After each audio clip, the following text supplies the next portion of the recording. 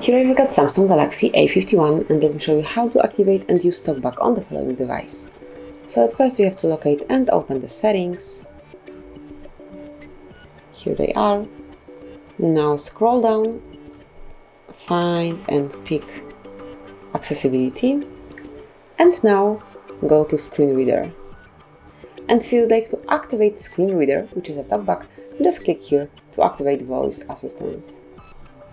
And now just confirm that you are aware of the function, so full control is appropriate for apps that help you with accessibility needs, but not for most apps. So click on Allow.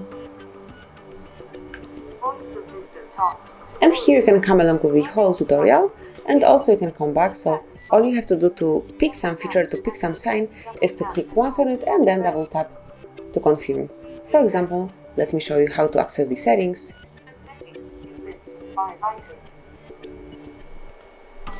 And double tap to access. Then, for example, if you want to see what is written here, just click and then you will be provided with this pick.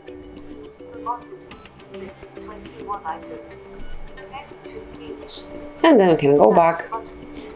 And now we can switch off voice assistant, we can switch off TalkBack by tapping once on the switcher and then double tap to confirm. Now confirm that you would like to switch it off.